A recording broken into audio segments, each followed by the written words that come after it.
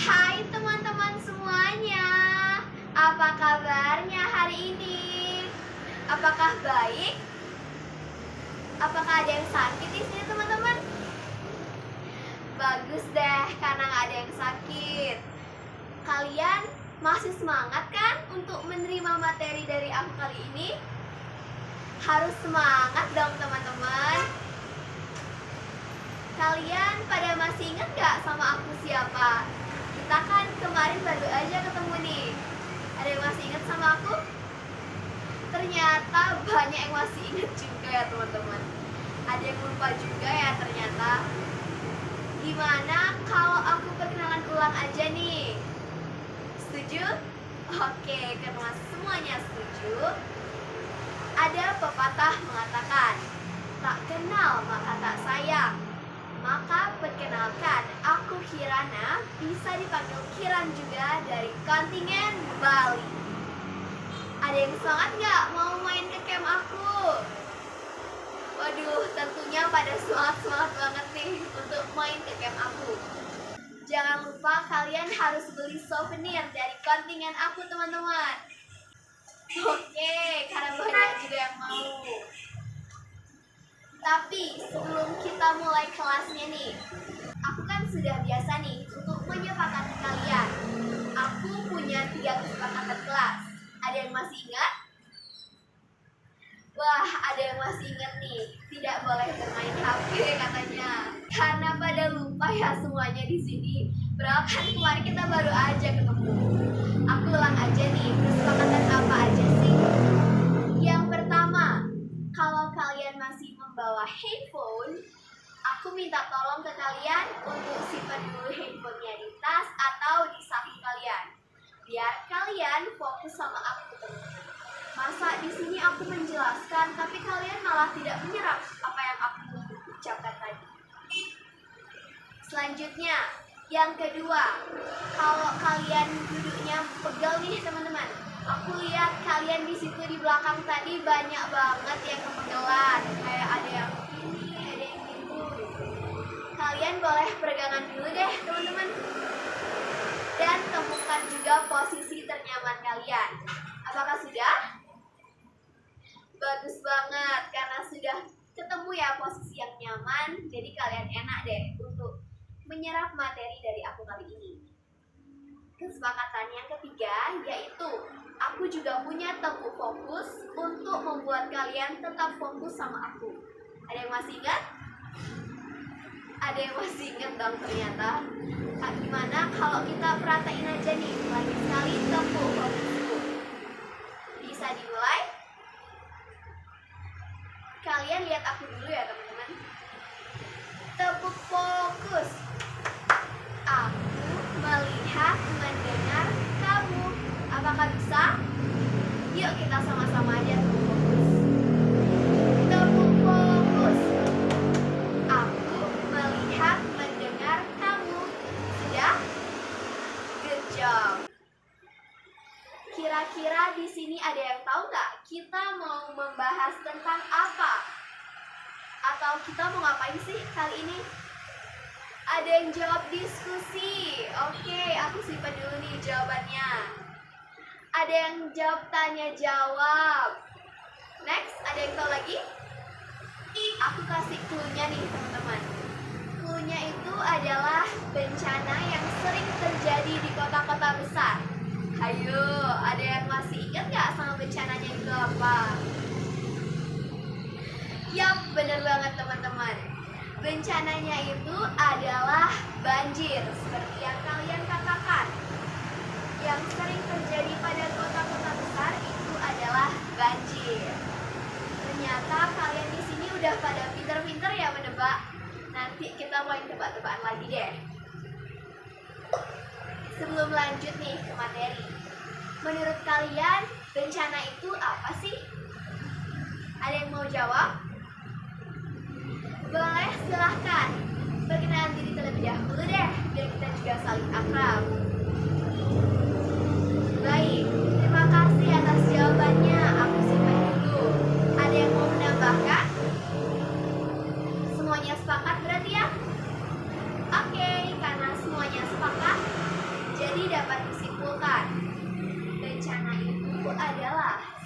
suatu kejadian luar biasa yang dapat menimbulkan adanya kerusakan lingkungan atau kerusakan alam, adanya korban jiwa maupun gangguan psikologis, dan juga pastinya dong ada kerugian materialnya juga. Nah, sebenarnya bencana itu dapat terjadi karena apa sih, teman-teman? Bencana itu dapat terjadi karena oleh kerusakan alam itu sendiri maupun oleh ulah manusia. Kira-kira bencana itu ada berapa jenisnya sih? Bencana itu dapat dikelompokkan menjadi dua. Yang pertama adalah bencana yang terjadi secara tiba-tiba. Contohnya itu seperti gunung meletus, tsunami, angin topan, dan masih banyak lagi. Yang kedua, ada bencana yang terjadi secara perlahan. Contohnya itu seperti kekeringan dan juga banjir. Bencana banjir ini yang akan kita bahas sekarang, teman-teman. Yang selanjutnya ada banjir. Akan kita bahas sekarang. Menurut kalian, banjir itu apa sih, teman-teman? Silahkan, boleh perkenalan diri terlebih dahulu ya. Baik, terima kasih atas jawabannya. Ada yang mau menambahkan lagi atau punya pendapat lain? Tidak ada? Karena tidak ada, kita bahas aja yuk bareng-bareng. Banjir adalah suatu peristiwa atau kejadian meluapnya air yang menggenangi permukaan, dan juga air yang menggenangi permukaan air itu sudah melebihi batas normal nih, teman-teman. Kira-kira apa aja sih penyebab dari banjir tersebut? Sebelumnya, apakah media aku sudah terlihat sampai belakang? Karena sudah, kita lanjut aja bahas bareng-bareng. Banjir itu dapat terjadi karena yang pertama, kurangnya daerah resapan air, teman-teman. Yang kedua, curah hujan yang tinggi. Ngomongin tentang curah hujan nih, curah hujan yang tinggi itu tidak selalu menentukan bahwa daerah tersebut akan terjadi banjir. Tergantung juga dengan daerah resapan tanah di daerah tersebut. Apakah sampai sini bisa dipahami? Oke, kita lanjut aja nih. Yang terakhir, ada sampah yang menghambat aliran sungai dan juga selokan. Kalian pasti sering kan melihat sampah-sampah yang ada di sungai dan juga di selokan itu tertumpuk gitu. Dan juga itu dapat menghambat adanya aliran air yang lama-lama akan terjadi banjir, teman-teman. Kalau curah hujan tinggi juga, apakah sampai sini bisa dipahami? Karena bisa dipahami, kita lanjut aja yuk ke dampak yang terjadi apabila suatu daerah terjadi banjir. Yang pertama, aku bacain aja ya. Dapat hanyutnya benda-benda, teman-teman. Yang kedua, adanya korban jiwa. Mungkin kalau banjir itu tinggi banget, dapat juga menyebabkan korban jiwa karena banyak yang hanyut gitu ya, teman-teman. Selanjutnya, pastinya ada kerusakan bangunan di sini. Dan yang terakhir atau yang keempat, ada epidemi penyakit. Contoh epidemi penyakit yang sering terjadi karena banjir itu adalah diare salah satunya, demam berdarah, dan juga gatal-gatal, teman-teman. Apakah sampai sini ada pertanyaan atau sudah kalian pahami semuanya? Karena sudah bisa dipahami, aku pengen ngecek nih ke kalian. Apakah penyampaian aku yang tadi sudah tersampaikan belum ke kalian? Gimana kalau aku minta ke kalian di sini sesuai jawaban yang kalian tebak tadi? Kita di sini kan mau diskusi. Jadi sekarang aku bakal ngajak kalian untuk berdiskusi. Boleh dong kalian cari 2 kelompok aja nih, teman-teman. Apakah sudah terbentuk kelompoknya? Semuanya sudah mendapatkan kelompok kan? Bagus, karena semuanya sudah mendapatkan kelompok. Di sini aku punya 2 kertas bayangan nih namanya. Jadi di kertas bayangan ini itu terdapat beberapa soal-soal yang harus kalian jawab. Sebelum itu, Jika aku tidak meminta kalian untuk menjawab soal-soal yang ada di kertas bayangan ini, kalian jangan jawab dulu ya teman-teman. Kalian boleh kok baca soalnya itu. Mungkin kalian pikirkan aja nih dulu jawabannya, tapi jangan ditulis dulu jawabannya. Oke? Bisa dipahami? Karena bisa dipahami, aku langsung bagiin aja nih.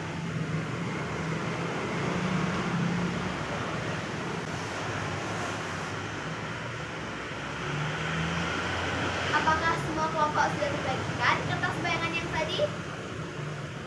Karena semua kelompok sudah dibagikan, aku balik dulu nih teman-teman, biar kalian nggak nyontek nanti.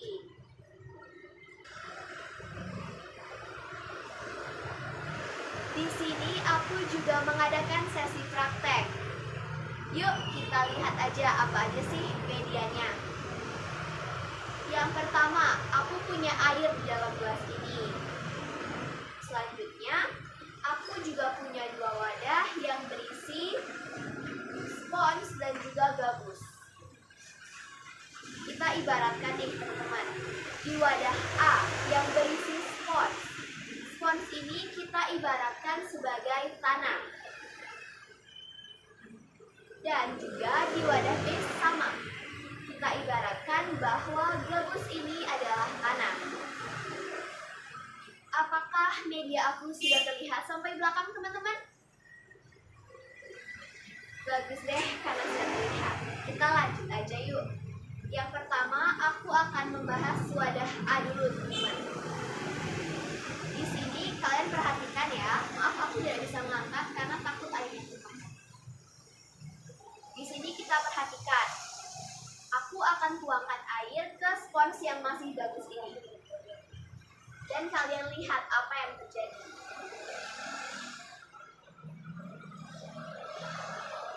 Sudah? Nah, di sini apa yang kalian pikirkan setelah kalian melihat percobaan ini?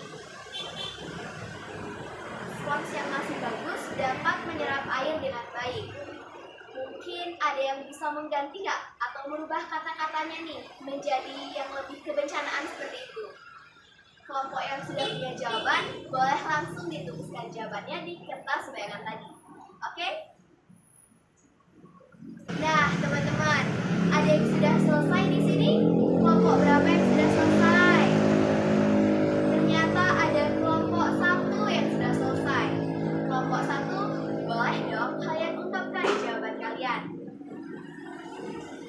Baik, terima kasih kelompok 1. Aku simpan dulu nih jawabannya. Kelompok 2, ada yang mau menambahkan tidak? Apakah setuju dengan jawabannya? Oke, kita bahas aja nih bareng-bareng. Tadi kelompok 1 mengatakan bahwa spons yang masih bagus ini dapat menyerap air dengan baik. Dan kelompok 2 mengatakan jika tanah yang terdapat di daerah tersebut masih baik, maka akan dapat menyerap air dengan baik juga. Bener nggak ya kira-kira jawaban dari kalian? Kita bahas aja yuk bareng-bareng. Jadi kesimpulannya itu seperti ini. Tadi kita sudah ibaratkan bahwa spons ini adalah tanah.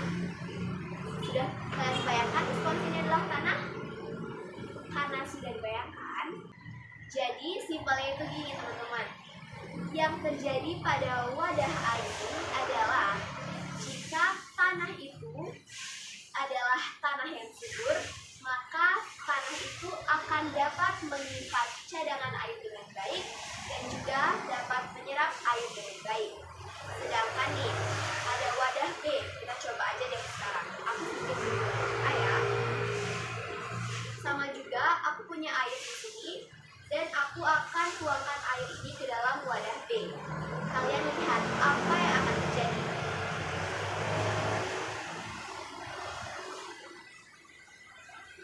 Apakah sudah terlihat? Di wadah B ini terlihat bahwa gabus ini mengambang, teman-teman. Gabus ini tidak dapat menyerap air. Kita ibaratkan gabus ini sebagai tanah. Mungkin kelompok 1 atau kelompok 2 sudah ada jawabannya? Silahkan ditulis ya jawabannya. Kelompok mana nih teman-teman yang sudah selesai? Waduh, ada kelompok 1 nih yang sudah selesai. Boleh dong kelompok 1 ungkapkan jawaban kalian terhadap soal nomor 2. Ya, silahkan. Baik, terima kasih kelompok 1. Jadi kelompok 1 tadi mengatakan bahwa di wadah B ini gabus tidak dapat menyerap air dengan baik. Kalau kelompok 2, gimana nih? Apakah setuju dengan kelompok 1? Setuju? Mungkin punya jawaban yang berbeda? Tidak? Berarti sama ya? Oke deh, karena semuanya setuju nih dengan jawabannya. Kita bahas aja yuk, kenapa sih? Jadi pada wadah B ini, kita ibaratkan tadi bahwa gabus ini adalah tanah. Dapat disimpulkan juga nih teman-teman, bahwa jika tanah itu sudah tidak mempunyai daerah resapan air yang bagus, akan terjadinya banjir seperti ini. Dia tidak dapat menyerap lagi nih teman-teman. Apakah bisa? Dibayangkan kira-kira? Karena bisa. Aku bakal kasih contoh lagi nih. Jika tanah itu sudah tidak mempunyai daerah resapan air yang bagus, akan menyebabkan adanya banjir dan juga banyak genangan air nih teman-teman. Bisa sampai sini? Oke, karena bisa, sekarang aku minta kalian untuk membayangkan apa yang akan terjadi jika terdapat rumah pada wadah B. Ayo, kalian boleh jawab pada kertas jawaban nomor 3. Nah, apakah semua kelompok sudah selesai menjawab? Bagus kalau gitu. Karena semua kelompok sudah selesai menjawab, kelompok siapa nih yang mau pertama untuk menjawab? Wah, ada kelompok 2. Silahkan kelompok 2. Baik, terima kasih atas jawabannya kelompok 2. Aku simpan dulu. Tadi kelompok 2 mengatakan akan timbulnya banjir dan juga daerah resapan air berkurang. Selanjutnya kelompok 1, apakah ada jawaban berbeda atau hanya mau menambahkan saja? Silahkan kelompok 1. Baik, terima kasih kelompok 1. Kalian ternyata udah pada pinter-pinter ya di sini. Kita beri aplaus dulu deh. Gimana kalau kita bahas aja bareng-bareng? Apakah pendapat kalian benar atau benar? Lanjut aja deh. Seperti soal yang dikatakan nomor 3, di situ aku meminta kalian untuk membayangkan apa yang terjadi jika terdapat rumah pada daerah tersebut. Seperti yang kalian sampaikan, daerah resapan air itu menjadi berkurang. Itu benar teman-teman. Kenapa bisa benar? Kita bahas aja deh. Kalian bayangkan di sini, jika suatu kawasan mempunyai daerah resapan air yang bagus atau tanahnya itu subur, teman-teman. Lalu kalian membangun perumahan di situ, membangun rumah misalnya. Lalu daerah resapan air itu kan menjadi berkurang, teman-teman, yang mengakibatkan suatu kawasan tersebut akan menjadi kedap air. Nah, akibat dari kedap air itu seperti apa sih? Contohnya itu seperti terdapat banyak genangan air, teman-teman. Dapat juga kita lihat di kota-kota besar. Siapa di sini yang daerahnya suka terjadi banjir? Wow, ada yang dari DKI Jakarta ternyata, teman-teman. Itu termasuk daerah yang rawan sekali terjadi banjir ya. Di kota-kota besar itu sering terjadinya banjir karena mungkin salah satu alasannya itu daerah resapan air itu menyempit nih, karena telah ditutupi dengan jalanan maupun aspal.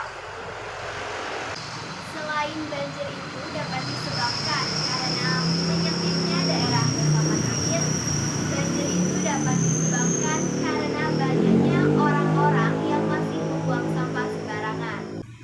Dan resikonya banjir itu apa sih? Kalian boleh jawab pertanyaan aku pada kolom nomor 4. Apakah di sini kelompoknya ada yang belum selesai? Karena semuanya sudah selesai, boleh dong kelompok mana nih yang mau jawab pertanyaan aku terlebih dahulu? Ada kelompok 1 di sini. Silahkan kelompok 1. Baik, terima kasih kelompok 1 atas jawabannya. Tadi kelompok 1 mengatakan resikonya itu adalah rusaknya bangunan-bangunan. Selanjutnya kelompok 2 ada yang mau menambahkan? Baik, silahkan kelompok 2. Oke, terima kasih nih atas jawabannya. Kalian ternyata udah pada pinter-pinter. Kalian udah pada dengerin aku. Jadi jawaban kalian itu bener nggak ya kira-kira teman-teman? Waduh, aku di sini udah punya 2 jawaban dari kalian. Kira-kira bener nggak ya jawaban kalian? Yuk kita bahas. Seperti yang sudah aku sampaikan tadi, jawaban kalian itu benar teman-teman. Nah, seperti yang sudah aku katakan sebelumnya, banjir itu dapat menyebabkan adanya hanyutnya benda-benda, adanya kerusakan bangunan maupun kerusakan benda-benda yang lain, adanya korban jiwa juga teman-teman. Selain itu, adanya epidemi penyakit. Nah, jadi dapat disimpulkan nih bahwa jawaban kelompok 1 dan kelompok 2 benar nih teman-teman. Ternyata kalian udah pada pinter-pinter nih untuk menjawab pertanyaan aku. Di sini aku punya pertanyaan terakhir untuk memastikan bahwa apa aja sih yang kalian dapat lakukan untuk mengurangi resiko tersebut. Boleh dong dijawab pada kolom nomor 5. Di sini semua kelompok apakah ada yang belum selesai? Oke, karena semua kelompok sudah selesai di sini. Kelompok mana yang mau menjawab duluan? Ada kelompok 1, silahkan kelompok 1. Boleh, terima kasih atas jawabannya kelompok 1. Silahkan kelompok 2 ada yang mau menambahkan lagi jawabannya? Baik, silahkan kelompok 2. Terima kasih atas jawabannya kelompok 2. Aku ulangi lagi sekali. Kelompok 1 tadi mengatakan bahwa yang dapat kita lakukan untuk mencegah terjadinya banjir adalah penanaman ulang pepohonan atau reboisasi. Dan kelompok 2 mengatakan meningkatkan sistem tebang pilih. Benar nih teman-teman. Itu adalah beberapa contoh untuk mengurangi resiko banjir. Tapi tidak lupa juga dong dengan tidak membuang sampah sembarangan.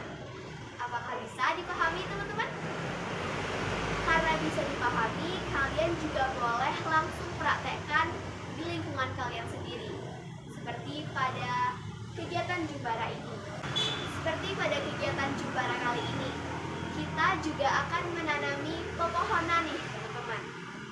Di situ kalian bisa langsung praktekkan bagaimana cara kalian untuk mengurangi resiko bencana tersebut. Sampai sini ada pertanyaan?